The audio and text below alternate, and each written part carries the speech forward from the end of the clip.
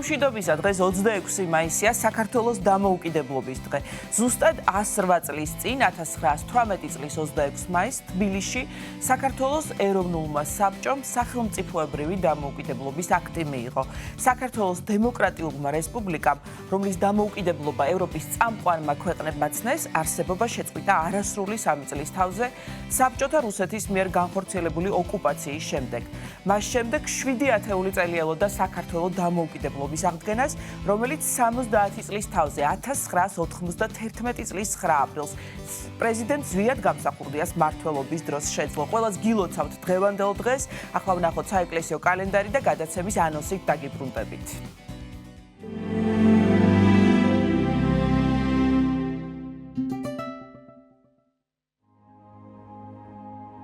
26 მაისს წმინდა მართლმადიდებელი სამოციქულო ეკლესია მოიხსენიებს ღირს ექვთიმე ქართველს, ათონელს, წმინდა მოწამე გლიკერია ქალწულს და მასთან ლაოდიკეს, დილეგის მცველს, წმინდა მოწამე ალექსანდრე რომაელს, წმინდა გიორგი აღმსარებელს, მის მეუღლე ირინეს და მათ შვილებს.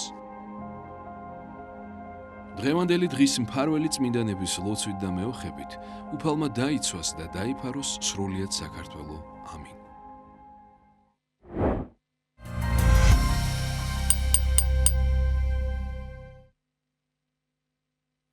ჩავ.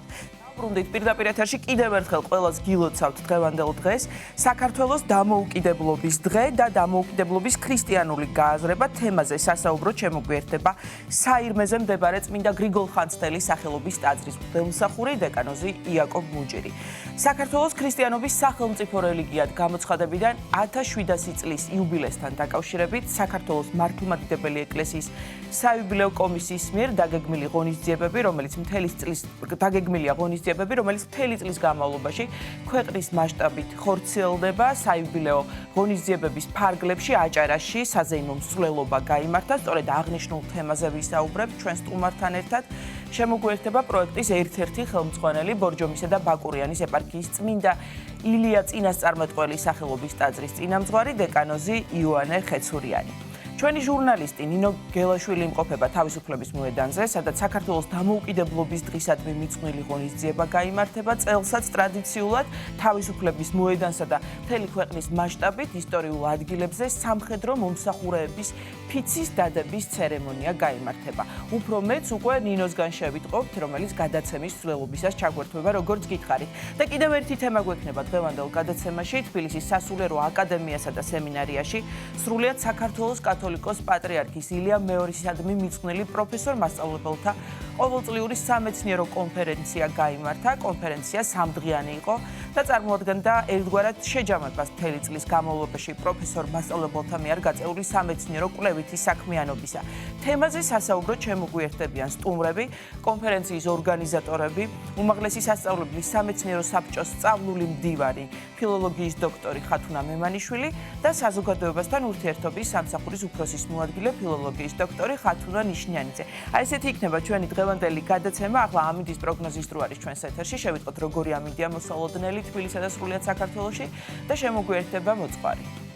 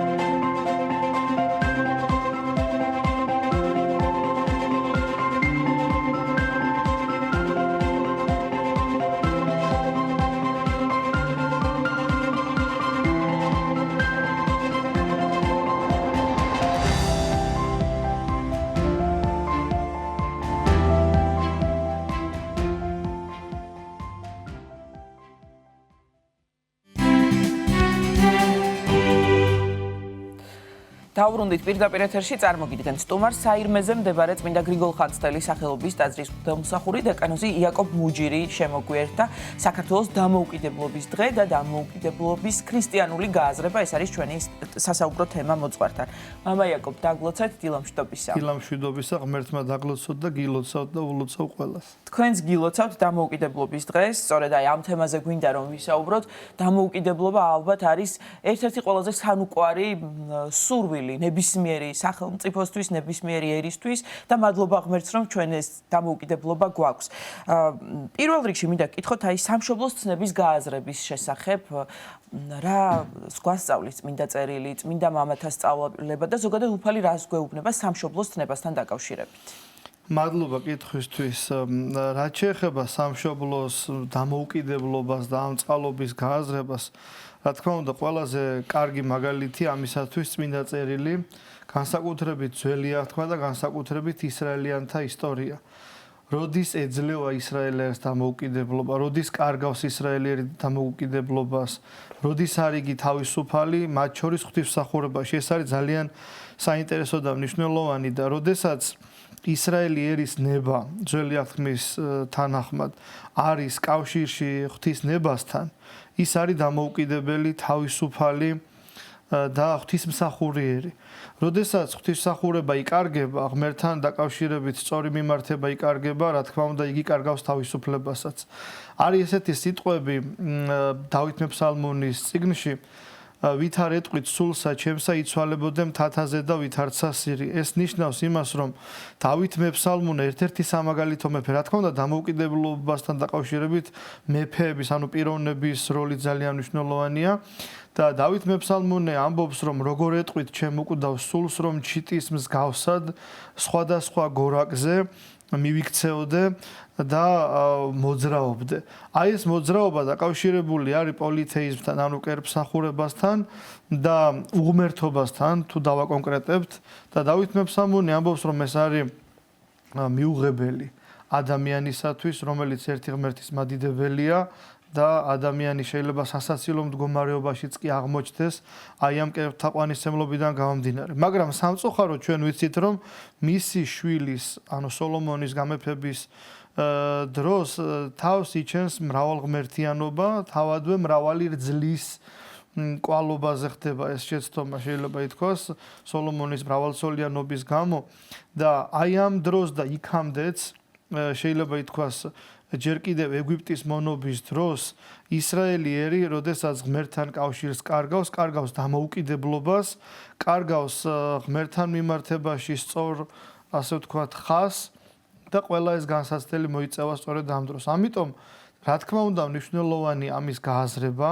ყველა ჰაგეოგრაფიული ტექსტი, ყველა მოძღვრებითი ტექსტი, რომელიც აქამდე დაწერილა და ეკლესიის წიაღში არსებობს, რა თქმა უნდა, უკავშირდება წმინდა წერილის სწორ გააზრებას. წმინდა წერილის სწორი გააზრება, რა თქმა უნდა, ყოველთვის ამაზე აკეთებს აქცენტს, რომ ყველაფერი დაკავშირებული არის ღმერთთან, ღმერთთან სწორ ურთიერთობაზე და გაუკუღმართების შემთხვევაში, რა თქმა უნდა, ერის ცხოვრებას გაუკუღმართება, იკარგება დამოუკიდებლობა, თავისუფლება და ყველა სხვა სიკეთე, რომელიც ამასთანაა დაკავშირებული. დიახ. აი თქვენ ძველი აღთქმის მაგალითები მოიტანეთ და ანალოგიური შეიძლება ჩვენი ქვეყნის მაგალითზე ვთქვათ, როდესაც ჩვენი მეფეები ღმერთს ასუებდნენ, ღმერთზე იყვნენ მინდობილნი, მაშინ ყველაზე ძლიერი იყო ჩვენი ქვეყანა და ამის მაგალითი არის, ვთქვათ, ხო, ოქროს ხანა, დავით აღმაშენებლის ეპოქა, თამარ მეფის ეპოქა. აი რა უნდა იყოს საყრდენი ნებისმიერი ხელისუფალისთვის, ვთქვათ, ეს იქნება მეფე თუ ვთქვათ ამ შემთხვევაში პრეზიდენტი თუ ხელისუფლება, იმისთვის რომ ქვეყანამ ეს დიდი წყალობა, რაც არის დამოუკიდებლობა, შეინარჩუნოს და გაუფრთხილდეს. ისევ დავით მეფსალმონეს და ძველ აღთქმას გავიხსენებ. დავით მეფსალმონესთან არის ესეთი სიტყვები, სხვა დანარჩენი ერები არის ესე, ასე ვთქვათ, დახასიათებული და სხვა დანარჩენი ერის საყრდენი და იმედი, ესენი ეტლებითა და ესენი ჰუნებითა, ხოლო ჩვენ სახელითა უფლისათა. ესე იგი, დავითის დროს პოეტურად გამოთქმული ეს სიტყვები ჩვენ გვაუწყებს იმას, რომ ისრაელი ერის მთავარი სასუება, მთავარი მიზეზი იმედისა და ასე ვთქვათ რწმენაში გაძლიერების არის ღმერთთან ურთიერთობა. თავადვე ამბობს დავითი, რომ მათ აქვთ იმედი იმისა, რომ დაუშვათ იმ დროისათვის დახვეწილი ეტლები, საბრძოლო ეტლები აქვთ, ამ შემთხვევაში ეგვიპტე იგულისხმება, ესენი ჰუნებით, ანუ აღჭურვილები არიან ცხენოსნობით და სხვა მრავალი სამხედრო ხელოვნებით და რა არის ამის საპირწონე ისრაელის წიაღში, ხოლო ჩვენ სახელითა უფლისათა. აი სხვა ადგილზე კიდე არის ესეთი სიტყვები ყოველმა სხვა პოლითეისტურმა წიაღმა იცოდეს, რომ ძლეული იქნება ჩვენ მიერ. ესეთი, ასე ვთქვათ, წინადადება გაჟღერებული სანთ წარმართა და იძლიენით, ანუ რამ უნდა განაპირობოს ამ ყოველი წარმართული ერისა და ქვეყნის ძლევა. და თავადვე პასუხობენ, რამე თუ ჩვენთან არის ღმერთი. აი ეს არის ძალიან მნიშვნელოვანი, რომ ამაში დარწმუნებულობა, რომ ერი არის ღვთის წინაშე მართალი და რომ მათთან არის ღმერთი, უფლის მტკიცე მარჯვენა, როგორც ეს პოეტურად არის გადმოცემული წმინდა წერილში, არის გარანტია იმისა, რომ ადამიანი იყოს მტკიცე, თავდაჯერებული და არა მარტო ერთი ადამიანი ამ შემთხვევაში მეფე, არამედ მთლიანად ერი. ეს არის მნიშვნელოვანი ქვაკუთხედი, რომელიც წმინდა წერილში არის გადმოცემული სწავლების თვალსაზრისით და ამის გათვალისწინება იყო ჩვენი წინაპრების მხრიდან ჩვენი ძლიერების აწინდარი. დიახ, აქვე გვახსენდება სიტყვები უფალმან ძალიერისათვის ამოსცეს, უფალმან აკურთხოს ერითვისი მშვიდობით და ის როგორ განიმარტება? ანუ პრინციპში შინაარსიც ნათელია ძლიერება და მშვიდობა, ანუ სტაბილურობა ასევე ღვთის ხელში არის და აი ეს კურთხევა მშვიდობაში მდგომარეობს. არა მარტო მტრის ძლევაში, ანუ ეს არის ერთ-ერთი ეტაპი შეიძლება ითქვას ერის ცხოვრებაში და აი ამ ძლიერების შემდეგ, ანუ ძლიერების გამოვლენის შემდეგ დგება სხვა ეტაპი, ეს არის უკვე მშვიდობა, მყუდროება. და ეს მშვიდობაც ძალიან დიდი წყალობაა, რა თქმა უნდა, ღვთისა, რომელიც ბრძოლით არის მოპოვებული და ტკივილით და ამასაც შენარჩუნება ჭირდება. აი ამის შემდეგ იყო ყოველთვის აყვავების ხანა, ანუ როდესაც წიგნიერებისათვის, კულტურისათვის მოიცლის ერი შეიძლება ითქვას და მას ასე ვთქვათ, მყუდრო და ნაკლებად ესეთ ომიანობის პერიოდში ეძლევა საშუალება, რომ სხვა მხრივ განვითარდეს. რა თქმა უნდა, ბრძოლის პირობებში ეს შეუძლებელია. დიახ. მამა იაკობ, აი ჩვენ დამოუკიდებლობის დღეს აღნიშნავთ, რომელიც 1918 წელს გამოცხადდა და აი დამოუკიდებლობის აქტთან დაკავშირებით მინდოდა რამდენიმე სიტყვა მეთქვა. აი ეს აქტი შემდგომ გამოქვეყნდა გაზეთ ერთობაში 1919 წელს და იქ წერია ესეთი სიტყვები: ერთსულოვნებაშია ძალა ჩვენი ერისა. აი ძალიან მნიშვნელოვანი სიტყვები არის და ჩვენი პატრიარქი ილია მეორე სწორედ ერთსულოვნებისკენ მოგვიწოდებდა. ყოველთვის ჩვენს ტელევიზიასაც ეს სახელი ქვია. პატრიარქმა ილია მეორემ შეგვირჩია სწორედ ეს სახელი და აი ამ სიტყვების მნიშვნელობაზე, აი ამ მეტად საგულისხმო სიტყვების მნიშვნელობაზე რომ გვესაუბროთ. აი რას თქვენ ახსენეთ, დამოუკიდებლობის აღნიშვნის დროს ეს სიტყვები იქნა წარმოთქმული და ქვემორე სიტყვები არის ესეთი. ესე იგი, როგორც თქვენ ახსენეთ, ერთსულოვნებაშია ძალა ჩვენი ერისა, ამ ძალას უწევენ ანგარის ჩვენი მტრები, იქ ტროცკისტები არის ნახსენები მერე ქვემორე მუხლებში, ამიტომაც იქცევიან ისინი სიფრთხილით და თავშეკავებით, მტრები კი ჩვენ ქვეყანას მრავლად ყავს. აი აქ იგულისხმება ის, რომ ნებისმიერი იდეა, რომელიც ერთობას გულისხმობს, ერთობას ღვთის წინაშე, რა თქმა უნდა, არის უძლეველი და ამას თავადვე მოწმობს ისევ და ისევ წმინდა წერილი და რა თქმა უნდა, ილია ჭავჭავაძეც ამაზე აკეთებდა აქცენტს, როდესაც საუბარი არის მასთან ესეთი სიტყვებია ნახსენები გათითო კაცება, გათითო კაცების პრობლემა. აი ეს გათითო კაცება ყოველთვის იყო ჩვენი და სხვა ერების მარცხის საწინდარი. ხოლო ერთობა, ერთსულოვნება, რა თქმა უნდა, არის გამარჯვების საფუძველი და დავით მეფსალმუნის ცხოვრებაში ჯერ კიდევ იგი ვიდრე არის პატარა ძე, ანუ ძმათან შორის ყველაზე უმრწემესი იესეს ძეთაგან, რომელსაც მხოლოდ სანოვაგის მიტანა ევალება თავის ძმებთან, ძმები, რომლებიც ფილისტიმელებს ებრძვიან. ერის წარუმატებლობის მიზეზი არის გათითო კაცება. თავადვე ფილისტიმელების თავაზობენ აი ამ ბრძოლის, ასე ვთქვათ, წეს შეიძლება ითქვას, რომ ერთი ფილისტიმელი გოლიათი გამოდის და ერთი ისრაელიანთაგანი უნდა დაუპირისპირდეს მას. და აი ამ კვალობაზე, ამ განსაცდელის დროს მართალია ინდივიდუალურად და პიროვნულად დავითი უპირისპირდება მას, მაგრამ პიროვნული გამარჯვების შემდეგ იგი აერთიანებს ერს და ამით აჩვენებს ყველას, რომ ერთობაშია ძალა და ერთსულოვნებაში.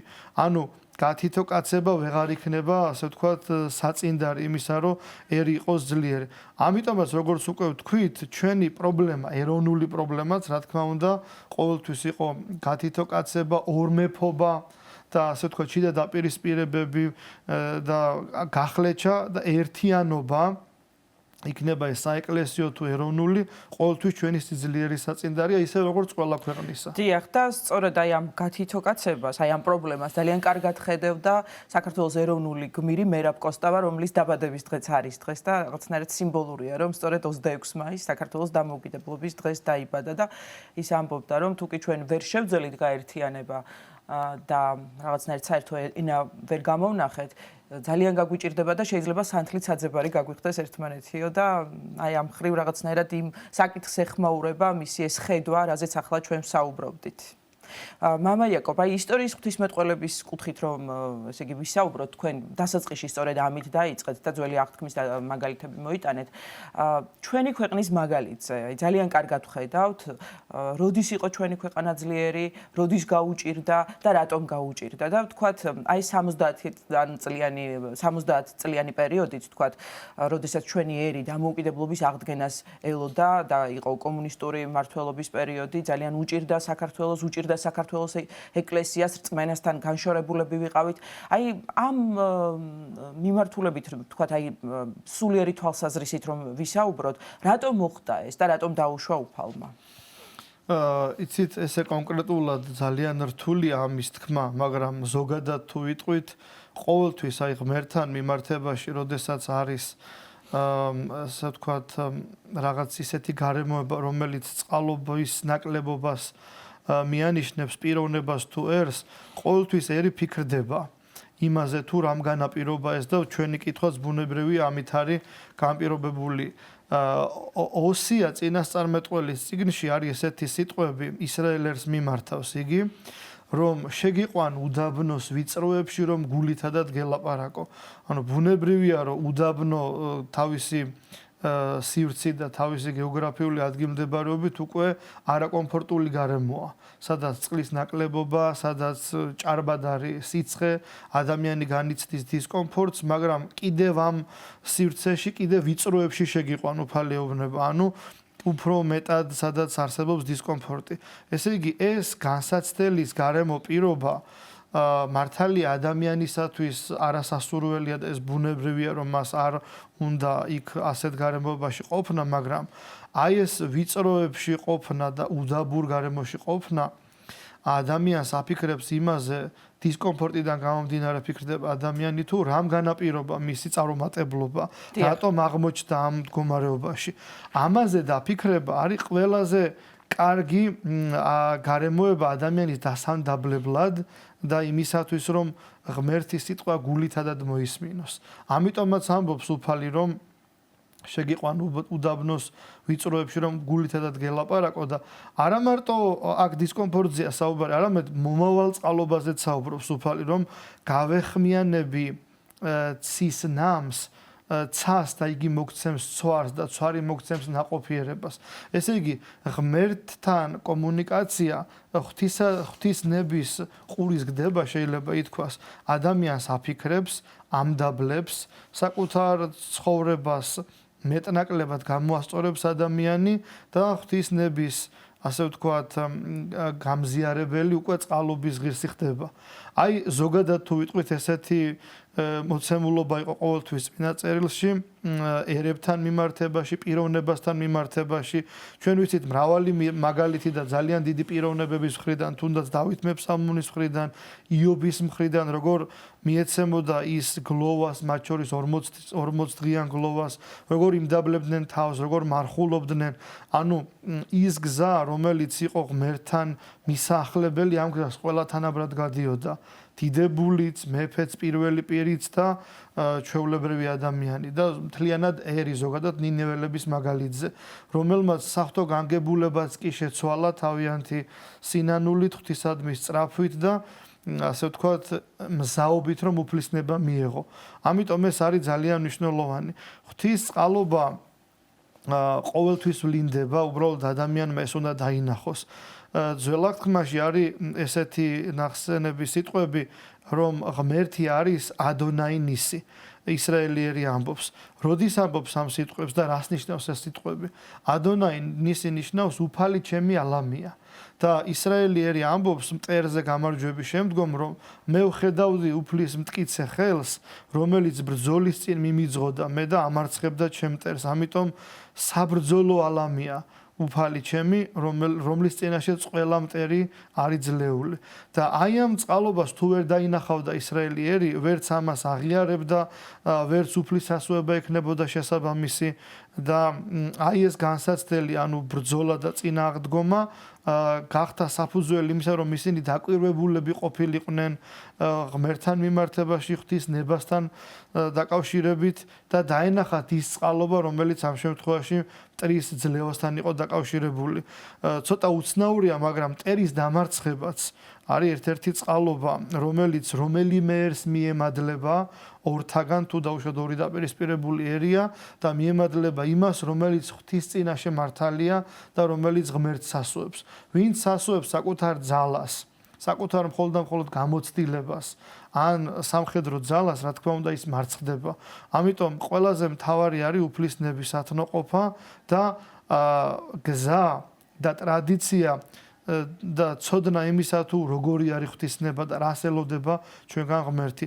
ამის გამოცდილება მდიდრად აქვს ჩვენ ერს, ჩვენ წინაპრებს, ჩვენ მეფეებს და იმ ერს, რომელიც ღვთისადმის ათნომყოფელია. დიახ, მამა ეკო, აი ხელისუფლის მდგომარეობას ნეობრივი ვთქვათ, რამდენად მას აქვს კავშირი უფალთან, აი ეს მთელს ერზე გადადის. რა თქმა უნდა, პირველი პირი ყოველთვის სამაგალითო იყო, არის და იქნება და თუკი პირველი პირი დაუშვათ მოწოდების სიმაღლეზე ვერ იქნება, რა თქმა უნდა ეს დამანგრეველია ერისთვის, იმიტომ რომ ერი ამ დროს ეცემა და ამიტომაც ერი და ბერი არის ძალიან სამაგალითო ზოგადად, მათ შორის საეკლესიო იერარქია, საერო იერარქია, იმიტომ რომ როდესაც გულმხურვალების მაგალითი პირველი პირისგან ეძლევა ერს, რა თქმა უნდა, ის უფრო გულმოდგინია.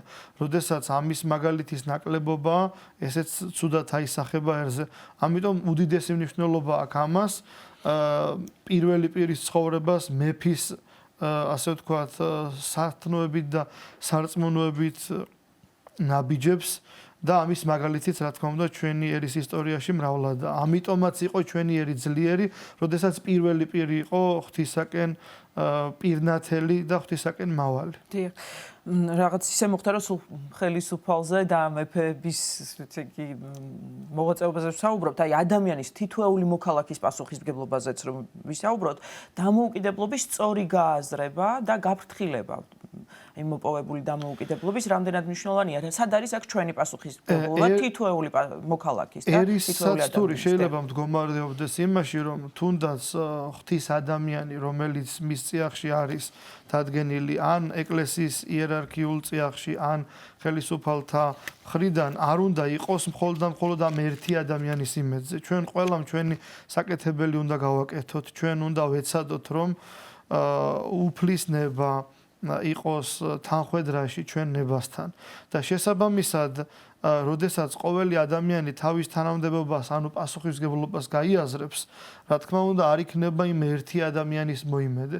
ჩვენ ერში ზოგჯერ არსებობს ესეთი საცდური, რომ თუ კი ვინმე საიმედო ერთი ადამიანი და განსაკუთრებით პირველი პირი ან ხელისუფალი გამოჩნდება, ჩვენ ვდუნდებით ხოლმე და ვიმედოვნებთ, რომ ის ერთი ადამიანი გააკეთებს ყველაფერს. სინამდვილეში მთელი ერი უნდა იყოს ამ ეროვნული საქმის გამკეთებელი, თავისი მასშტაბით, თავისი შესაძლებლობით და თავისი პასუხისმგებლობით და ამ დროს იქნება ერი ძლიერი. ამიტომ ეს ძალიან მნიშვნელოვანია, რომ ყველამ ჩვენი საკეთებელი ვაკეთოთ, ან ვეცადოთ ამის გაკეთებას და უფალი აუცილებლად შეგვეწევა და გვაჩვენებს გზას, როგორ და რანაირად იქნება ღვთისათვის სათნო ჩვენი ცხოვრების წარმართვა.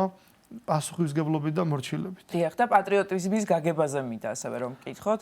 ყველა სხვადასხვაგვარად ესმის შეიძლება და ჩვენ კარგად გვახსოვს, ალბათ თქვენს გახსოვთ ის პერიოდი, როდესაც ეროვნული მოძრაობის აღმავლობა იყო, რაც დასრულდა შემდგომ 1991 წელს 9 აპრილს სწორედ დამოუკიდებლობის გამოცხადებით.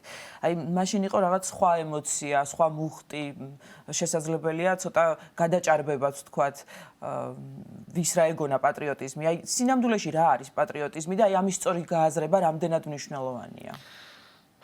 პირველად ეტაპზე რომელი პატრიოტიზმიც გამოვლინდა, თქვენ როგორც ახსენეთ, შეიძლება უფრო ბავშვური ყოფილიყო ან ნაკლებად დახვეწილი, მაგრამ ფაქტია, რომ უფალმა ეს მათი ემოცია შეიწირა და ამან ნაყოფი გამოიღო. რაც შეეხება კლასიკურ და სწორ ქრისტიანულ გაგებას, ჩვენ მხოლოდ თეორიულად თუ ვიმსჯელებთ ამაზე, იმიტომ რომ ჩვენი ყოფას და ჩვენი ცხოვრებაც ამ მაღალი იდეალისგან განშორებულია და არ არის პირდაპირ თანხვედრაში, მაგრამ ზოგადად თეორიულად თუ ვიტყვით, რა თქმა უნდა, ნამდვილი პატრიოტიზმი ვერ წარმომიდგენია ღვთისმსახურების გარეშე და ასევე როგორც უკვე ვთქვით, ღვთისნების აღსრულების გარეშე. იმიტომ რომ ყველაფერი ეს აზრს კარგავს. ის რაც ღმერთმა მომანიჭა თუნდაც თავისუფლება, როგორც ვახსენეთ, მტერზე ბრძოლა და გამარჯვება ისტორიულად, რომელიც მიემადლა ჩვენ წინაპრებს და მეფეებს, ის წყალობა, გეოგრაფიული ადგილმდებარეობა, რომელიც ერს მიემადლა, რა თქმა უნდა, ვერ დაფასდება, თუ კი ამის მომნიჭებელი ღმერთი არ იქნება, ასე ვთქვათ, გააზრებული, გათვალისწინებული და მადლიერებით არ მიუდგება ამ ყოველივეს ადამიანი. ჩვენ ძალიან ბევრი მიზეზი გვაქვს იმისა, რომ ღმერთს მადლობდეთ და რა თქმა უნდა, აი ამის გააზრებული მადლიერება არის, ვფიქრობ, სწორი პატრიოტიზმი, ანუ ერის სიყვარული და ღვთისადმის სწორი მადლიერება. დიახ, და ალბათ პროფესიონალიზმით საკუთარ საქმეში, როდესაც შენ საქმეს კარგად ემსახურებ. რა თქმა უნდა, მე ვერ შევძლებ ღვთისადმი სათნოყოფას და ჩემი ერის საქმის სწორად კეთებას, თუ კი არ მეცოდინება ჩემი საქმე და არ ვიქნები მონდომებული და წარმატებული ჩემ სფეროში. დიახ, და სრულყოფილ დამოუკიდებლობაზე მაინც ალბათ ვერ ვისაუბრებთ, სანამ არ აღდგება ჩვენი ტერიტორიული მთლიანობა და რა თქმა უნდა, ამის ყველას გვჯერა და აი ამით რო დავასრულოთ, რამდენად მნიშვნელოვანია მიწის გაფრთხილება, რასაც ჩვენი პატრიარქი ილია მეორე ძალიან ხშირად თავის ქადაგებებში აკეთებდა აქცენტს და ამახვილებდა ყურადღებას. რა თქმა უნდა, ძალიან მნიშვნელოვანია და მე ერთი რამ მინდა ვთქვა და ერთ რამეზე გავაკეთო აქცენტი ამ მიწის, ამ გეოგრაფიული ადგილმდებარეობების მნიშვნელობა მდგომარეობს იმაში, რომ ეს კონკრეტული ადგილი ჩვენ ერს მიეცა. მიემადლა ამ ადგილებში იქადაგა მოციქულებმა, ამ ადგილებში და აი ამ გეოგრაფიულ ადგილზე ღვთისნება ეუწყა ჩვენ წინაპრებს. ამიტომაც მნიშვნელოვნება და პასუხისმგებლობა დიდია იმის გამო, რომ ჩვენ გვაქვს ვალდებულება, რომ აქ სწორად ვადიდოთ უფალი, რომ აქ იყოს ღვთისმსახურება და მადლიერება ღვთისადმი, რა თქმა უნდა, ევქარისტია. ამიტომ აქედან გამომდინარე სულიერი მნიშვნელობით ძალიან დიდი ძალა აქვს ამას და ვფიქრობ, რომ დროებით ჩვენი იქ ვერ მყოფობა სწორედ აი ამ ნაწილში დაუშვათ შეცდომის დაშვებამ განაპირობა, როდესაც იქ მყოფი ერი მოაკლდა ღვთის დიდებას და სწორად სათნოყოფას.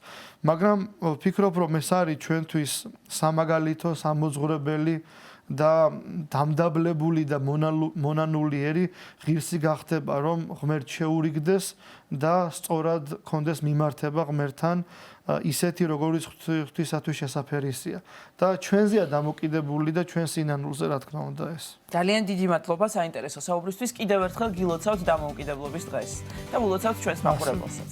საირმეზე მდებარე წმინდა გრიგოლ ხანძთელის სახელობის ტაძრის მღვდელმსახური დეკანოზი იაკობ მუჯირი იყო ჩვენი გადაცემის სტუმარი.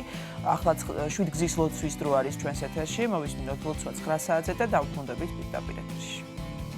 დიდება მაღალთაში ნომერცა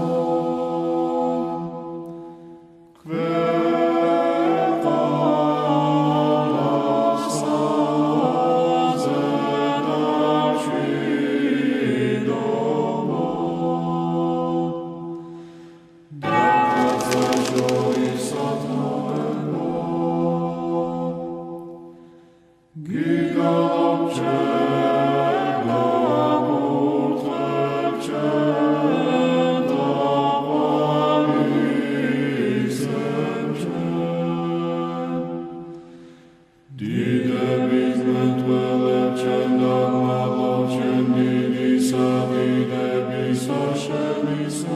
ამაო ჩვენო, რომელი ხარ ცათა შინა, წმინდა იყავ სახელი შენი, მოვედინ სუფევა შენი, იყავ ნება შენი, ვით არცა ცათა შინა, ეგრეცა ქვეყანასა ზედა, პური ჩვენი არსობისა, მომეც ჩვენ დღეს და მომიტევენ ჩვენ თანანადებნი ჩვენი, ვით არცა ჩვენ მიუტევებთ თანამდებთა მათ ჩვენთა, და ნუ შემიყანებ ჩვენ განსაცდელსა, არამედ მიხსნენ ჩვენ ბოროტისაგან, რამე თუ შენი არს სუფევა, ძალი და დიდება, მამისა, დაძისა და წმინდისა სულისა, აწდა მარადის და უკუნითი უკუნისამდე. ამინ. მიწყალემე ღმერთო, დიდითა წყალობითა შენითა და მრავლითა მოწყალებითა შენითა ახოცე უჯულოებაი ჩემი. უფროს განბანემე უჯულოებისა ჩემისაგან და ცოდვათა ჩემთაგან გამწმინდე მე. რამე თუ უჯულოებაი ჩემი მეუწყი და ცოდვაი ჩემი წინაშე ჩემსა არს მარადის. შენ მხოლოსა შეგწოდე და ბოროტი შენ წინაშე ვყავ, რათა განმართლე სიტყვათაგან შენთა და ზლოს ჯასა შენსა. რამე თუ ესერა უჯულოებათა შინა მიუდგა და ცოდვათა შინა მშამე დედამან ჩემა. რამე თუ ესერა ჭეშმარიტება შეიყვარე, უჩინონი და დაფარონი სიბნისა შენისანი გამომიცხადენ მე. მას ხურომე უსუბითა და განწმინდე მე. განბანომე და უფროს თოვლისა განსპეტაკნე, მას მინომე გალობაი და სიხარული და იხარებდნენ ძვალნი დამდაბლებულნი. გარე მიაქციე პირი შენი ცოდვათა ჩემთაგან და ყოველი უჯულოებაი ჩემნი ახოცე. გული წმინდა დაბადე ჩემთანა ღმერთო და სული წრფელი განმიახლე გვამსა ჩემსა. ნუ განმაგდებ მე პირისა შენისაგან და სულსა წმინდასა შენსა ნუ მიმიღებ ჩემგან. მომეცმე სიხარული მაცხოვარებისა შენისა და სულითა მთავრობისათა დამამტკიცე მე. ვასწავლე უჯულოთა გზანი შენი და უღმრთონი შენ და მოიქცენ. მიხსენ მე სიცხთაგან ღმერთო, ღმერთო ცხოვრებისა ჩემისაო. იხარებდეს ენა ჩემი სიმართლესა შენსა, უფალო, ბაგენი ჩემნი აღახვენ და პირი ჩემი უთხრობდეს ქებულებასა შენსა. რამე თუ უკეთუნცა გენება, მსხვერპლი შემცა მეწირა, არამედ საკვერთხი არ აქთნდეს. მსხვერპლი ღმრთისა არს, სული შემოსრული, გული შემოსრული და დამდაბლებული ღმერთმან არა შეურაცხყოს. კეთილი უყვა უფალო ნებითა შენითა სიონსა და აღეშენენ ზღუდენი იერუსალიმისანი, მაშინ გთნდეს მსხვერპლი სიმართლისა შესაწირავი და ყოვლად დასაწველი, მაშინ შესწირნენ საკურთხეველსა შენსა ზედა ზვარაკნი. დიდება მამასა და ძესა და წმინდასა სულსა, აწდა მარადის და უკუნითი უკუნისამდე. ამინ. ალილუია, ალილუია, ალილუია, დიდება შენ და ღმერთო. ალილუია, ალილუია, ალილუია, დიდება შენ და ღმერთო. ალილუია, ალილუია, ალილუია, დიდება შენ და ღმერთო ჩვენო, დიდება შენ და. ღვთისმშობელო ქალწულო გიხაროდენ, მიმადლებულო მარიამ უფალი შენთანა, კურთხეულ ხარ შენ დედათა შორის და კურთხეულ არს ნაყოფი მუცლისა შენისა, რამე თუ მაცხოვარე გვიშევ სულთა ჩვენთა. უფალო დიდება შენ და გადაარჩინე და გამთლიანე საქართველო. უფალო დიდება შენ და გადაარჩინე და გამთლიანე საქართველო. უფალო დიდება შენ და გადაარჩინე და გამთლიანე საქართველო. Smith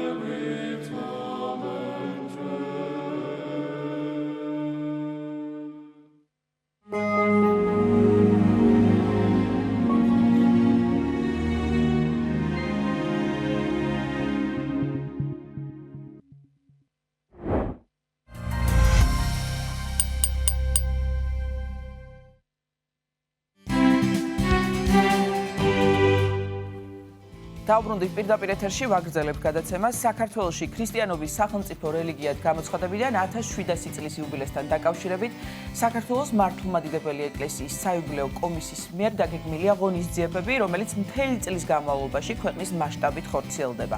საიუბილეო ღონისძიებების ფარგლებში აჭარაში საზეიმო მსვლელობა გაიმართა, სწორედ აღნიშნულ თემაზე ვისაუბრებთ ჩვენ სტუმართან ერთად. შემოგვიერთდა პროექტის ერთ-ერთი ხელმძღვანელი ბორჯომისა და ბაკურიანის ეპარქიის წმინდა ილია წინასწარმეტყველის სახელობის ტაძრის წინამძღვარი დეკანოზი იოანე ხეცურიანი. მამა იოანე, დაგლოცეთ, მადლობა ჩვენთან მობრძანებისთვის. მოგესალმებით, ღმერთმა დაგლოცოთ, გილოცავთ და ულოცავ სრულიად საქართველოს დამოუკიდებლობის დღეს. მრავალსა წელსა იყოს სიხარული, ერთობა და სიყვარული ჩვენ სამშობლოში. ამინ. დიდი მადლობა თქვენს გილოცავთ დამოუკიდებლობის დღეს. ასევე 1700 წელი აღინიშნება საქართველოში ქრისტიანობის სახელმწიფო რელიგიად გამოცხადებიდან. ძალიან მნიშვნელოვანი ისტორიული თარიღია, რომელსაც მთელი ერი განსაკუთრებულად ვზეიმობთ. ეს არის მოვლენა, რომელმაც განსაზღვრა ჩვენი ქვეყნის იდენტობა და ამასთან დაკავშირებით ძალიან მნიშვნელოვანი პროექტებია დაგეგმილი, როგორც შესავალში აღვნიშნეთ. ერთ-ერთი ყველაზე მნიშვნელოვანი პროექტი ალბათ რაც არის, ეს არის საზეიმო მსვლელობები, რაზეც ჩვენ ახლა გვინდა რომ ვისაუბროთ. ამ პროექტის ისტორიაზე რამდენიმე სიტყვა რომ გითხრათ და მის მნიშვნელობაზე. საქართველოს ეკლესიის საიუბილეო კომისიის გადაწყვეტილებით, ანუ ლოცვა კურთხევით, დადგინდა მრავალი პროექტი საქართველოს გაქრისტიანების ოფიციალურად სარწმუნოების გამოცხადების 1700 წლის იუბილე, რომელიც აღინიშნება და მრავალი პროექტი დადგინდა. ამ პროექტებს, ესე იგი, ხელმძღვანელობს საქართველოს ეკლესიის მისიისა და ევანგელიზაციის ხელმძღვანელი, განყოფილების ხელმძღვანელი, მაღალყოვლადო სამღვდელოესი, ჭიათურისა და საჩხერის, ბორჯომისა და ბაკურიანის მიტროპოლიტი დანიელი დათუაშვილი. ისტორია ნამდვილად ძალიან დიდი და საინტერესო აქვს ამ საზეიმო მსვლელობებს. უპირველეს ყოვლისა უნდა ვთქვათ, რომ ესეთი დიდი და მასშტაბური მსვლელობა გაიმართა 2000 წელს წმინდა ნინოსა და წმინდა ანდრია პირველწოდებულის გზა, რომელიც 6 თვის მანძილზე მიმდინარეობდა. შემდგომ გაიმართა 2005 წელს ასევე ქრისტეშობის 20 საუკუნოვანი ისტორიის, რომელსაც იუნესკო აღნიშნავდა და რა თქმა უნდა საქართველოს ეკლესიის ხელმძღვანელობით. დასაბამი ამ გზისა კი იყო 1999 წელს, როდესაც უწმინდესი და უნეტარესი პატრიარქი ილია მეორე იმყოფებოდა სამცხე-ჯავახეთში, მან მოინახულა ადგილობრივი მოსახლეობა, შედგა სხვადასხვა მსახურებები და როდესაც დაბრუნდა ამ მოგზაურობიდან, მან მოიწვია მამა დავითი, დღეს მეუფე დანიელი და დაავალა ორგანიზება წმინდა ნინოს გზისა, ამ მსვლელობისა და 1999 წლიდან ეს უწყვეტად მიმდინარეობს და ამ დროს პატრიარქმა თქვა საოცარი სიტყვები. ეს გზა იქნება ვიდრე მეორედ მოსვლამდე. და აი ესე დღესასწაულით, ესე იგი, იკურთხა თითოეული ნაბიჯი ამ გზისა, რომელიც შემდგომ სხვადასხვა მიმართულებებით მიმდინარეობს. დიახ, და სხვათა შორის მეც მიმიღია მონაწილეობა წმინდა ნინოს გზაში, ეს ბევრი წლის წინ. ღებულობს წმინდა ნინოს გზაში მონაწილეობა აქვს მიღებული მრავალ მღვდელმთავარს, მრავალ სასულიერო პირს, დედებს, მონაზვნებს, იღუმენიებს და მრავალი წლის მანძილზე ეს გზა დიდ სიხარულს ფენს საქართველოს მოსახლეობას. დიახ, და იმ დროს ჯერ კიდევ არ იყვნენ სასულიერო პირები, შემდგომში გახდნენ. დიახ, ერის ადამიანები იყვნენ, ზოგი მორჩილი იყო და ამ გზაზე ესე მიუყვებოდნენ. მამა ივანე, რაც შეეხება საზეიმო მსვლელობას აჭარაში, რაზეც ახლა ჩვენ გვინდა რომ ვისაუბროთ და სწორედ ამ პროექტის ფარგლებში გაიმართა, ამაზე რომ მოგვიყვეთ ამასთან დაკავშირებით, აჭარაში კონკრეტულად რა მარშრუტი გაიარეთ, საინტერესოა. დიახ, ოფიციალური, ესე იგი, მზადება ამ ღონისძიებისათვის საქართველოში ქრისტიანობის ოფიციალურად გამოცხადების 1700 წლის თავისათვის მიმდინარეობს ესრეთ ადგილობრივი მღვდელმთავრების ლოცვა კურთხევით მობრძანდება ადამიანები ჩვენთან დედაქალაქში და 3 კურსი იმართება. პირველი ორი კურსი არის ადგილზე საუბარი ამ ისტორიის შესახებ, რაზე ჩვენ ვისაუბრეთ და სხვადასხვა მისიონერული ქმედებებისა და სწავლებებით და ესე იგი შემდგომ ამ ორი კურსის გავლის შემდგომ ადამიანები, როდესაც მიიღებენ ამ ინფორმაციას ამ სვლელობასთან დაკავშირებით, მესამე კურსი იმართება უკვე პრაქტიკაში, ანუ ესე იგი ფეხით მსვლელობა არის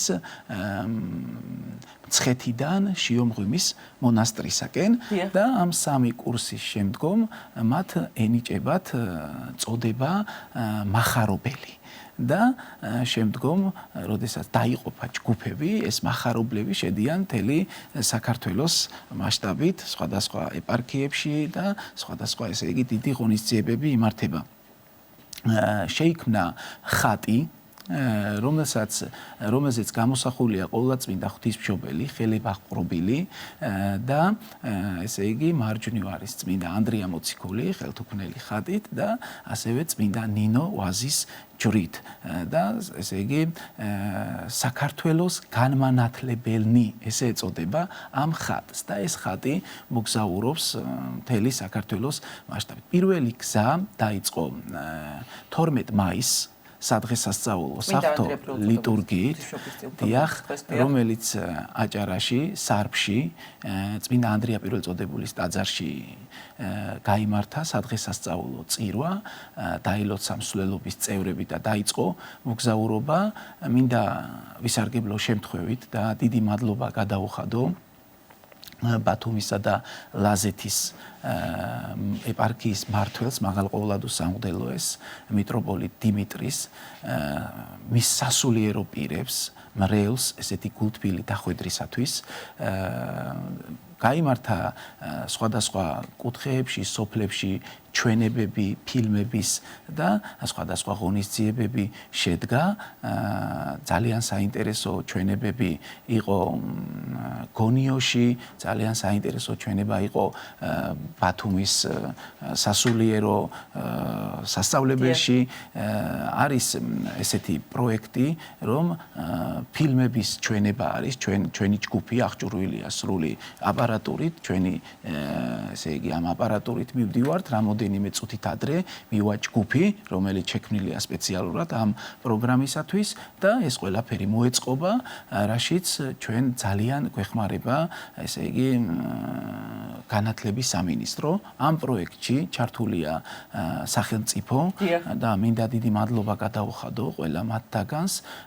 არის ჩართული განათლების სამინისტრო, ადგილობრივი რესურს ცენტრის ხელმძღვანელები, რომლებიც ნამდვილად არიშურებენ მოღვაწეობას ამ პროექტის გამართვისათვის, რომ კარგად შედგეს ყველაფერი, სკოლის დირექტორები, შეხვედრა არის ყოველდღიურად მოსწავლე ახალგაზრდებთან, შეხვედრა სამრევლოებთან, ეს შექმნილი ხატები რიგდება, ასევე არის შვიდგზის ლოცვა, არის სადღესასწაულო ბუკლეტები, რომელიცშიც გაცნობილია მთელი ეს ისტორია და გადაეცემა თითოეულ ბავშვს, თითოეულ შემომხვედრ ადამიანს, ვინც ხარობს ამ დღესასწაულით და აი ამ მსვლელობით. მსვლელობის კადრები ნაწილი გადიოდა, თუ არ ვცდები და ვთხოვ რეჟისორსა და პროდიუსერს, იქნებ გავიმეოროთ ეს კადრები, რომ მაყურებელს კონდეს საშუალება ჩვენი საუბრის პარალელურად ნახოს. დიახ. ესე იგი მეორე გზა, ანუ იგივე გზა დაიწყება, ესე იგი 1 ივნისს ნინოობის დღესასწაული, როდესაც აღსრულდება სადღესასწაულო ლოცვა ფოკაში, ფარავნის ტბასთან, დაილოცება იქ მყოფი თითოეული წევრი, ეს გზა შედგება 35 წევრი არის ჯერჯერობით, რომელიც ესე იგი ამ გზას წარმართავს, ესე იგი ჩვენ გვეუბნება წმინდა იოანე ოქროპირი ესეც სიტყვებს, რომ ეკლესია მაშინ არის ძლიერი, როცა მორწმუნენი ერთად განან ლოცვაში და სწორედ ეს არის ყოველივე დღესასწაული, ერთად მსვლელობა და ეს მეორე გზა დაიწყება დაახლოებით 35-40 წევრისაგან, რადგან წელს წმინდა ნინოს გზა ეს არის ეს დღესასწაული, რომელიც არის საქართველოში ოფიციალურად ქრისტიანობის გამოცხადების 1700 წლისთავი, მაგრამ ეს გზა იქნება, ესე იგი, მსვლელობა ესეთი გამოცდილი დიდი დღესასწაული 13 ივლისამდე, სვეტიცხოვლობამდე, შემდეგ კი ეს გზა იგივე ფორმატით წავა, როგორც პირველი გზა და როგორ არის, ესე იგი, ეპარქიების შემოსვლა და ესე იგი, მოღვაწეობა, მიღება, მონაწილეობა ამ მსვლელობაში 7 ადამიანი მოდის ადგილობრივი მღვდელმთავრის ლოცვა-კურთხევით, ვისაც გავლილი აქვს უკვე ეს კურსები და მახარობლის წოდება აქვს მინიჭებული. აქედან არის 2 სასულიერო პირი, 5 ერის ადამიანი და 1 კვირის მანძილზე ეს ხალხი უძღვება ამ გზას. ძალიან საინტერესო. შემდგომ ერთ კვირაში შეიცვლება ეს და მოდის სხვა ეპარქია. ასევე ყველა ეპარქია არის მასპინძელი, რამდენი კვირაც დაჭირდება ეპარქიაში რომ გაიაროს ეს გზა, იმდენი კვირის მანძილზე ყველა ეპარქია არის მასპინძელი გზის და ესეთი აი ახალგაზრდების ჩართულობაზე ვიდა კითხვა და ზოგადად საზოგადოების გამოხმაურებაზე ჩართულობაზე აი ამ მსვლელობის დროს. დიახ, ანუ ერთს დავამატებ რომ ესე იგი ყოველდღიურად არის დღე მაგალითად, როდესაც არის გასავლელი 6-7 კილომეტრი. არის დღე, როდესაც არის 10-11 კილომეტრი. მაქსიმუმი ჩვენი გზისა არის დღეში გასავლელი 16-17 კილომეტრი, რომელიც საკმაოდ დიდი მანძილია და აი ამ მსვლელობის დროს ზუსტად თქვენს კითხვას შეუერთდები, ღებულობს უამრავი ახალგაზრდა მონაწილეობას, ღებულობს ოჯახები მონაწილეობას და ესე იგი ქონდა შემთხვევა მაგალითად ქობულეთში, როდესაც ახალგაზრდა ცოლქმარი ერთი სტიქაროსანი იყო, ტაძრის მეორე მგალობელი, ჩაერთო თავის რამოდენიმე თვის ბავშვთან ერთად და იარა 10-11 კილომეტრი ამ გზაზე. იყო შემთხვევები, როდესაც გავივლიდით სოფლებთან, სხვადასხვა დასახლებულ პუნქტებთან, ოჯახები აი დაუფიქრებლად მოყვებოდნენ მთელი ამ გზის მანძილზე, დიდი სითბო, დიდი სიყვარული იყო, გვაწვდიდნენ, გვიმასპინძლდებოდნენ. საოცარი სიხარული იქნება. დიახ, ეს სიხარული ესე უწყვეტად მიმდინარეობს აი ამ მსვლელობის დროს. და მამა ივანე, ბოლოს აი მადლიერებაზე მინდა კითხოთ, აი ამ დღესასწაულის აღნიშვნა, ამ ძალიან მნიშვნელოვანი ისტორიული თარიღის აღნიშვნა არის ერთგვარი მადლიერების გამოხატვა, ხო, ჩვენგან. და აი ამას რა მნიშვნელობა აქვს? ეს მსვლელობა მოივლის, ესე იგი, ყველა ქალაქსა და სოფელს. თუ კი პირდაპირ გზა დაუშვათ პროგრამა როგორც არის შედგენილი, რომ მთელი საქართველო გადაიკვეთოს და დაილოცოს, თუ კი რომელიმე სოფელში ვერ შევა ეს გზა, ჩვენ ყველა ეპარქიაში ვტოვებთ ასლებს ამ შექმნილი ხატისა, დიდი ზომის ხატებს, რამდენი ტაძარიც არის. რომ ყველა ტაძარში წაბრძანდეს ეს და ადგილობრივი მღვდელმთავრის ლოცვა-კურთხევით ეს ხატები სასულიერო პირებთან და ბრელთან ერთად მოხდება მსვლელობა და შებრძანდება ყველა სოფელში. ეხლა ამ წუთში მაგალითად ეს ხატი გახლავთ მსვლელობა დღეს შედის ხულოში და მე მინდა ასევე ვისარგებლო მდგომარეობით და დიდი მადლობა გადაუხადო მაღალყოვლადო სამღვდელოეს სხალთელმთავარ ეპისკოპოს სპირიდონს გულთბილი დახვედრისათვის მის სამივე რაიონში, ესე იგი ყველა რაიონში დგინდება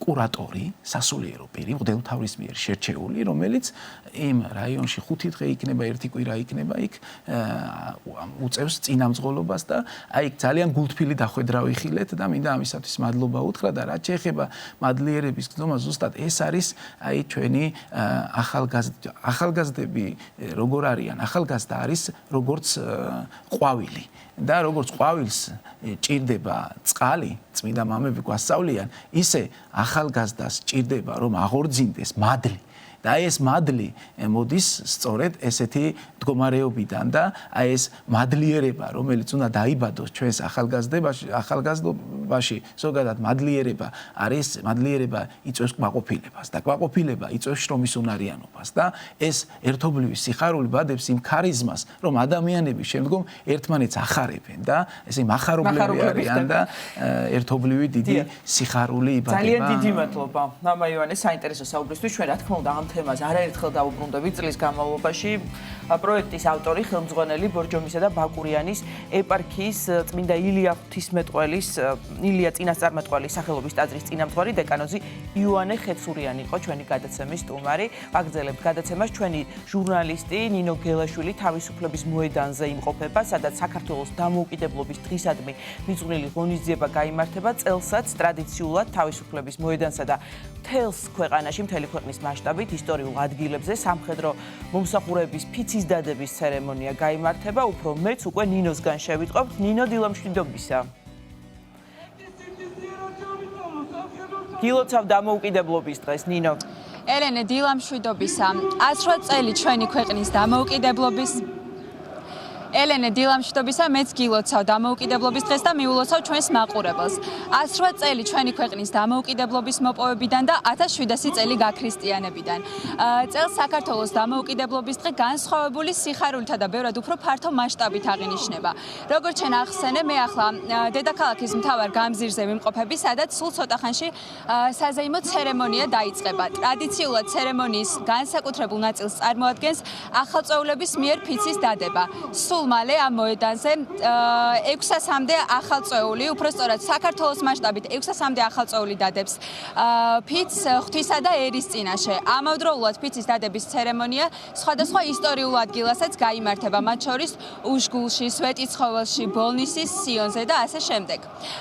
ჩემთან ერთად ახლა არის მასტერ სერჟანტი გიორგი კილასონია და იგი უფრო მეც გვეტყვის ამ ღონისძიების მიმდინარეობის შესახებ. პირველ რიგში მინდა მოგილოცოთ დამოუკიდებლობის დღე. მე როგორც აღვნიშნე, ყველა ქართველისთვის არის ძალიან მნიშვნელოვანი დღევანდელი დღე, თუმცა თქვენთვის ალბათ კიდევ უფრო ემოციური და განსაკუთრებულია, რადგან ჩვენს ქვეყანას ერთგულად ემსახურებით. რა მნიშვნელობის მატარებელია 26 მაისი? პირველ რიგში მოგესალმებით თქვენ და თქვენს მაყურებელს, ასევე გილოცავთ 26 მაისს, საქართველოს დამოუკიდებლობის დღეს. ეს არის ჩვენი ქვეყნის ყველაზე მნიშვნელოვანი საამაყო და ეროვნული ერთიანობის დღესასწაული. აქვე მინდა ვისარგებლო შემთხვევით და ვუსურვო თქვენს ტელემაყურებელს და სრულიად საქართველოს ეცხოვროთ მშვიდობიან, ერთიან, ღირსეულ და თავისუფალ საქართველოში. მე როგორც აღვნიშნე, ტრადიციულად ახალწეულების ფიცის დადება არის განსაკუთრებული ნაწილი დღევანდელი დღეს და ამავდროულად დამთვალიერებლისთვის არის ხოლმე ძალიან საინტერესო თქვენი თავდაცვის ძალების შეიარაღებისა და ტექნიკის დათვალიერება და რომ გითხრათ, რას ნახავს აქ მოსული დამთვალიერებელი და როგორი იქნება ღონისძიების მიმდინარეობა. რაც შეეხება დღეს 26 მაისს თავისუფლების მოედანზე ძირითადი ღონისძიებაში წარმოდგენილი იქნება თავდაცვის ძალები და თავდაცვის ძალები ამ ღონისძიებაში წარმოდგენილია როგორც პირადი შემადგენლობით, საბრძოლო ტექნიკით, ასევე საჰაერო ელემენტით. რაც ასევე გამოსარჩევი არის მნიშვნელოვანი კომპონენტს წარმოადგენს წვევამდელთა მიერ ფიცის დადების ცერემონია, რომელიც დაიდება აქ თავისუფლების მოედანზე და დამატებით პლუს 12 სხვადასხვა ისტორიულად სიმბოლურ ადგილმდებარეობაზე. როგორც თქვენ უკვე ახსენეთ, წვევამდელები 600-მდე წვევამდელი დადებს დღეს ფიცს და ფიცის დადების ცერემონიის შემდგომ შეუერთდებიან თავიანთ ქვედანაყოფებს, სადაც ეროვნულ სამხედრო სამსახურს გაივლიან მხოლოდ თავდაცვის ძალების შემადგენლობაში. რაც შეეხება ცერემონიის დასრულების შემდგომ, საქართველოს მოსახლეობას როგორც თბილისში, ასევე 20 სხვა ლოკაციაზე, ქალაქებში, როგორც ბათუმი, ზუგდიდი, ქუთაისი და ასე შემდეგ, შეიძლება ძირითად მოედანებზე იხილონ თავდაცვის ძალების პირადი შეიარაღება, ინდივიდუალური შეიარაღება, ეროვნული წარმოების, ასევე საბრძოლო ტექნიკა. შეიძლება ახლოს მისვლა, დათვალიერება, ხელით შეხება და ასევე ჯარისკაცებთან პირადად გასაუბრება. ძალიან დიდი მადლობა. გილოცავთ კიდევ ერთხელ. ჩვენც ასევე. ჩვენს მაყურებელსაც კიდევ ერთხელ მიულოცავ დამოუკიდებლობის დღეს. აქვე გეტყვით იმას, რომ დღეს ღონისძიება დაიწყება 11 საათზე და რა თქმა უნდა მას დაესწრება სრულიად საქართველოს კათოლიკოს პატრიარქი უწმინდესი და უნეტარესი შიო მესამე. საზეიმო ცერემონიაზე ასევე მობრძანდებიან სხვა სასულიერო პირებიც. აქვე იმას გეტყვით, რომ ჩვენი ქვეყნის მასშტაბით 20-მდე ქალაქში არის საზეიმო ცერემონია დაგეგმილი და მისი მიზანი არის, რომ ამ დღის მნიშვნელობას კიდევ ერთხელ გაესვას ხაზი. ნინო, დიდი მადლობა ჩართვისთვის. გილოცავთ კიდევ ერთხელ დამოუკიდებლობის დღეს და ეხლა ვაგრძელებთ გადაცემას მცირე ვიდეო რგოლის შემდეგ დავბრუნდებით პირდაპირ ეთერში.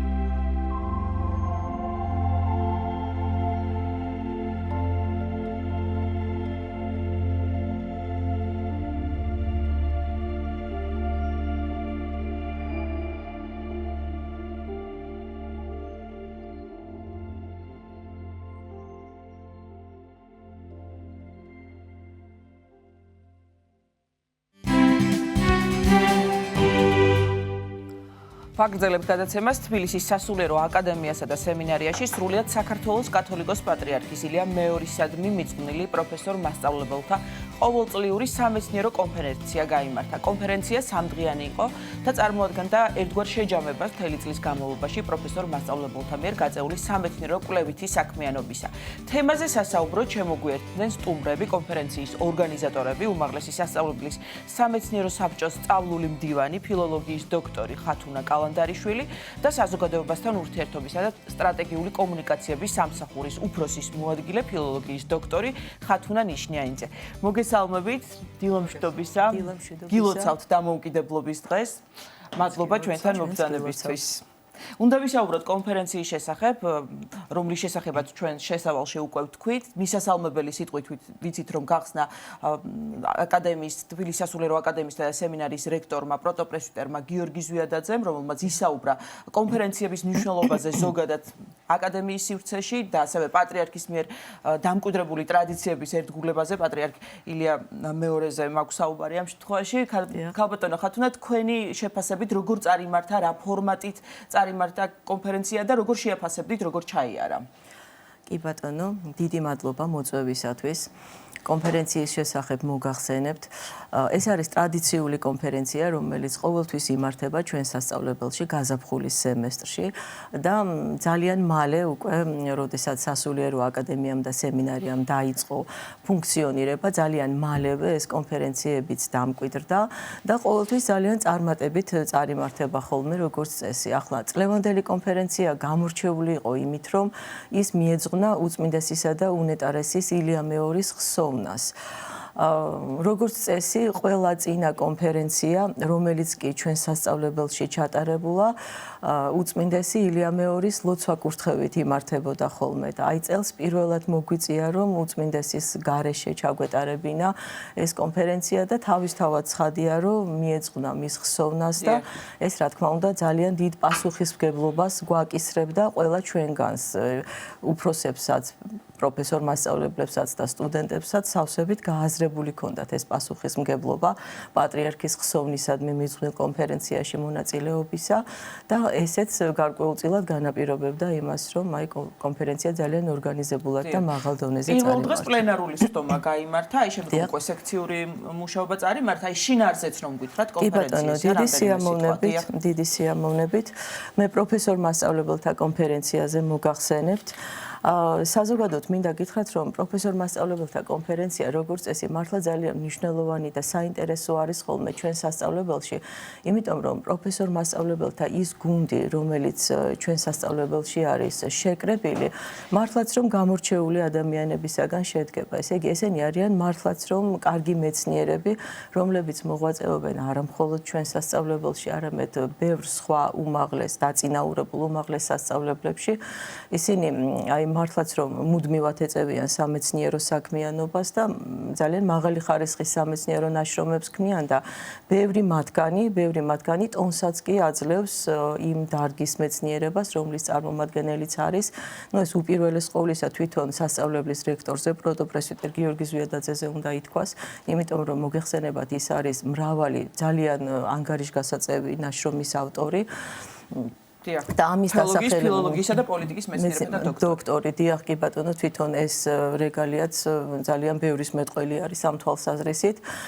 და ბუნებრივია, რომ მამა გიორგი ძალიან ხელს უწყობს, რომ გარემო იყოს შესაბამისი არა მხოლოდ სწავლებისათვის, მაღალ დონეზე სწავლებისათვის, არამედ სამეცნიერო მუშაობისთვისაც და ეს რა თქმა უნდა ამ კონფერენციაში აისახება ხოლმე.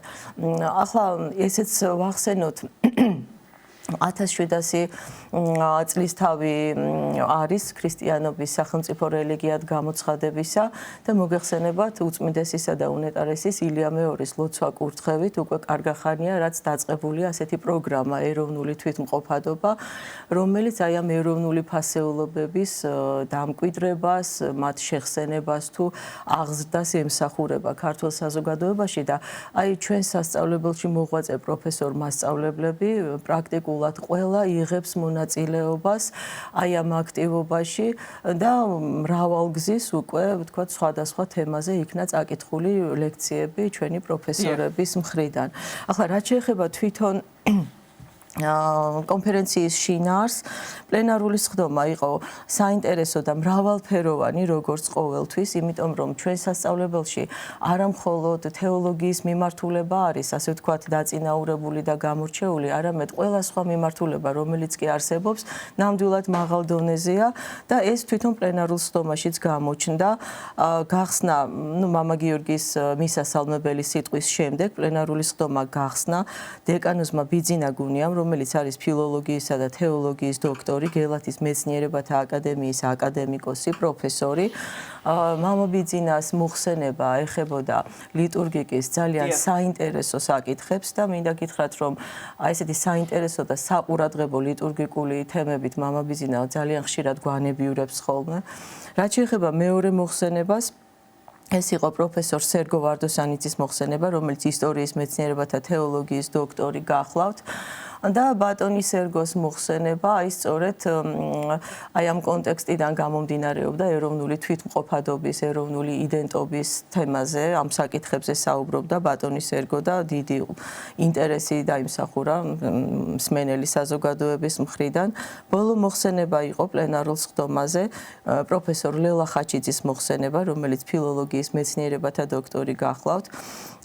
მოხსენება ეხებოდა წმინდა გიორგი მთაწმინდელის ნაწარმოებს წმინდა იოანესა და ექვთიმეს ცხოვრებასა და ივირონის აქტების ურთიერთ მიმართებას და აქ აუცილებლად უნდა ითქვას რამდენიმე სიტყვა ამასთან დაკავშირებით. ივირონის აქტები არის უზარმაზარი 4-ტომიანი კორპუსი, რომელიც წარმოადგენს იმ დოკუმენტების კრებულს, რაც ათონის ივერთა მონასტერთან დაკავშირებით არსებობს და ეს საფრანგეთში გამოიცა მე-20 საუკუნის ბოლო პერიოდში და დღეს ის უკვე ქართულ ენაზეც არის თარგმნილი და ბევრ სხვა მნიშვნელოვან საკითხთან ერთად მოხსენებაში ყურადღება იყო გამახვილებული იმაზე, რომ ჩვეულებრივ ათონის ივერთა მონასტრის ქართველი მოღვაწეების როლი აი ამ წმინდა მთის ცხოვრებაში ჩვეულებრივ ხშირად იყო ხოლმე მიჩქმალული და ახლა როდესაც აი ეს ივირონის აქტები უკვე გამოიცა და ასეთი სოლიდური გამოცემა არსებობს ამასთან დაკავშირებით, ეს ადასტურებს თუ რაოდენ დიდი წვლილი შექონდათ ქართველ მოღვაწეებს და რაოდენ დიდი იყო მათი როლი ათონის წმინდა მთის ცხოვრებაში. სექციების მუშაობაზე ძალიან მოკლედ რომ გითხრათ და ქალბატონ ხათუნასთან კი ბატონო, კი ბატონო, სექციები ასე წარიმართა, ასე განაწილდა. საეკლესიო სამართალი იყო ცალკე გამოყოფილი, თავისთავად ცხადია ბუნებრივი ხეს თეოლოგიის მიმართულების სექციები, ჩვენთან აუცილებლად უნდა იყოს მაღალ დონეზე და იყო კიდევაც. ისტორიის სექცია იყო, რომელიც მოიაზრებდა როგორც ეკლესიის ისტორიას, ისე საქართველოს ისტორიას. იყო ხელოვნებაცოდნეობის სექცია და მოგეხსენებათ ჩვენთან გარდა თეორიული კურსისა, ხელოვნებაცოდნეობაში და თეორიული პროგრამისა, პრაქტიკულადაც ვთქვათ, ხაწერა, რესტავრაცია და არქიტექტურა არსებობს და ამ თვალსაზრისით მრავალფეროვანი და საინტერესო იყო ეს სექციაც. იყო თავისთავად ცხადია ენისა და ლიტერატურის სექციები, ძალიან სოლიდურად წარმოდგენილი, ისევე როგორც ფილოსოფიისა და ფსიქოლოგიის მიმართულება. ძალიან დიდი მადლობა. ჩვენ ვიცით, რომ თბილისის სასულიერო აკადემიასა და სემინარიაში არის საგაზაფხულო კონფერენციების ტრადიცია, ჩვენ ვისაუბრეთ პროფესორ მასწავლებელთა კონფერენციაზე, ასევე მას წინ უსწრებს ხოლმე ყოველთვის სტუდენტური კონფერენცია, სამეცნიერო კონფერენცია, სწორედ სტუდენტურ კონფერენციაზე მინდა გკითხოთ, სტუდენტთა სამეცნიერო კონფერენციაზე, ამ ტრადიციის მნიშვნელობაზეც, ვთქვათ, რომელიც უკვე მრავალი წელია დამკვიდრებული აკადემიაში და ასევე კონკრეტულად სტუდენტთა სამეცნიერო კონფერენციამ როგორ ჩაიარა, რომელიც იყო ორდღიანი. მადლობას მოგახსენებთ მოწვევისათვის. ქალბატონმა ხათუნამ აღნიშნა კონფერენციების მნიშვნელობა ჩვენი სასწავლებლის კვლევით და სამეცნიერო საქმიანობასთან დაკავშირებით და მინდა გითხრათ, რომ პროფესორ მასწავლებელთა კონფერენციას ტოლს არუდებს სტუდენტთა სამეცნიერო კონფერენციაც. მოგეხსენება ჩვენი სასწავლებელი პატრიარქის მიერ არის დაარსებული და იგი განსაკუთრებულ ყურადღებას აქცევდა ახალგაზრდებში, სტუდენტებში ანალიტიკური აზროვნების განვითარებას. აქედან გამომდინარე, აღინიშნა უკვე, რომ სასწავლებელში საკონფერენციო და კვლევით საქმიანობას სტუდენტთა შორის უკვე მრავალი წლის გამოცდილება და ისტორია აქვს. ამ კონკრეტულ შემთხვევაშიც სტუდენტთა კონფერენცია გაგრძელდა გაგრძელდა რამდენიმე დღის განმავლობაში. იგი იყო მოიცავდა სასწავლებლის ყველა ფაკულტეტის სტუდენტის სამეცნიერო ნაშრომი იყო წარმოდგენილი ამ კონფერენციაზე. მსგავსად პლენარული სხდომისა პროფესორ მასწავლებელთა მისასალმებელი სიტყვით ჩვენი სასწავლებლის რექტორი გამოვიდა და ეს მინდა გითხრათ ძალიან ამაღელვებელია სტუდენტებისთვის, იმიტომ რომ ყოველთვის იბრძნობა ეს ჩართულობა ჩვენი რექტორისა დაინტერესება სტუდენტთა სამეცნიერო კონფერენციის მუშაობით, არა მხოლოდ პლენარულ სხდომაზე, არამედ სექციებზეც. და ეს მოლოდინით სტუდენტებს აქვთ და ყოველთვის გაფაციცებით კითხულობენ ხოლმე, დაგვესწრება თუ არა რექტორი, იმიტომ რომ მისი შენიშვნა მითითება, რჩევა აი ამ საკითხებთან დაკავშირებით, რასაკვირველია კვალიფიციური რჩევა არის მეტად მნიშვნელოვანი სტუდენტებისთვის. პლენარული სხდომა იმითაც იყო გამორჩეული, რომ თვითონ ასეთი ტრადიცია გვაქვს, რომ ხელმძღვანელები ამ სხდომებისა თვითონ სტუდენტები არიან და იღებენ მნიშვნელოვან გამოცდილებას არა მხოლოდ კვლევითი საქმიანობის თვალსაზრისით, არამედ საჯარო გამოსვლის, პრეზენტაციის თვალსაზრისით, იფართოვებენ თვალსაწიერს იმითაც, რომ უსმენენ ერთმანეთის მოხსენებებს, უსმენენ მეტად კვალიფიციურ შენიშვნებს პროფესორ მასწავლებლებისა რჩევებს და ეს მოტივაციის საფუძველიც არის და შემდგომი ვთქვათ კვლევის სურვილიც ამა თუ იმ საკითხთან დაკავშირებით. გარდა ამისა, სტუდენტებს აი არ შეიძლება ესეც არ აღინიშნოს, განსაკუთრებულ მოტივაციას უჩენს ის საკითხიც, რომ საკონფერენციო ნაშრომები, მოხსენებები იბეჭდება თბილისის სასულიერო აკადემიისა და სემინარიის საგამომცემლო ორგანოში, ეს გახლავთ სამეცნიერო კონფერენციის კონფერენციის მასალები, ამგვარი სახელწოდებით და საკუთარი, ასე ვთქვათ, ბეჭდით, საკუთარი მოხსენების ბეჭდითი სახით უკვე ხილვა მათთვის მეტად მნიშვნელოვანია და პროფესიული და განვითარების თვალსაზრისით გარკვეული იმპულსის მომცემი. და დიდი სტიმული. რასაკვირველია, განსაკუთრებული სტიმული. აი ახლა პლენარულ სხდომაზე წაიკითხული მოხსენებები თამამად შემიძლია ვთქვათ, რომ მეტად მნიშვნელოვანი სამეცნიერო ღირებულების მქონეა და სტუდენტები ცდილობენ, რომ ეს პირველი ნაბიჯები თავიანთი, ვთქვათ, სამეცნიერო კვლევებისა გადადგან პროფესორთან, მასწავლებელთან შეთანხმებით, მათი კვალიფიციური რჩევების საფუძველზე და მინდა გითხრათ, რომ აი ეს მიღწევები და ის სიხარული, რომელიც ეუფლებათ ამ სამეცნიერო კონფერენციაზე მონაწილეობისა, არ არის რაღაც ერთი კონკრეტული, ვთქვათ, ან იმ მოცემულობის შედეგი. ეს არის მთელი წლების განმავლობაში დაუღალავი შრომის, დაუღალავი, ვთქვათ, ძიების პროცესი პედაგოგებთან, ხელმძღვანელებთან ერთად და ზოგადადაც იმ წესრიგის, წესიერების, განსაკუთრებული პასუხისმგებლობის გამოხატულება, რაც ჩვენ სასწავლებელში არის დამკვიდრებული და რა ღირებულებებსაც ეფუძნება ურთიერთობა სტუდენტსა და პედაგოგს შორის და გარდა ამისა მოლოდინი სტუდენტისაგან იმ, ასე ვთქვათ, განსაკუთრებული თავდადებისა და შრომისა, რაც სასწავლო პროცესის მანძილზე მას მოეთხოვება. ასე რომ უბრალოდ წავიკითხავ რამდენიმე სტუდენტის ერთი წუთი და კარგით, აი უბრალოდ ნიკა ჭუმბურიძე, მოსაზრება ნიკოლა ელყმათა მარტვილობის თაობაზე, ხელმძღვანელი გახდათ ფილოლოგიის დოქტორი ქეთევან გვაზავა, ფოტინე გუნია, ღვთისმშობლის გამოსახულებისათვის ხელმძღვანელი ხელოვნებათმცოდნეობის დოქტორი ასმა დოქროპირიძე და დაცემული ანგელოზის დასობრივი კუთვნილების შესახებ თორნიკე რაზმაძის მოხსენება გახდათ თეოლოგიის დოქტორი ირაკლი ორჟენია გახდათ მისი ხელმძღვანელი და სტუდენტთა სამეცნიერო კონფერენცია ისევე როგორც პედაგოგთა გამოირჩეოდა იმით, რომ მოიცავდა მთელი სასწავლებლის, ასე ვთქვათ, ყველა კათედრას, ყველა მიმართულებას და იყო თავისი შინაარსით ინტერდისციპლინარული და არა მხოლოდ კონსულტაციური კონსულტაციებს უწევდნენ პედაგოგები სტუდენტებს, არამედ ხელმძღვანელობდა აქ წარმოდგენილი მოხსენებები იყო ისეთებიც, რომელსაც ორი ხელმძღვანელი ყავდა და ეს თავისთავად ნიშნულობდა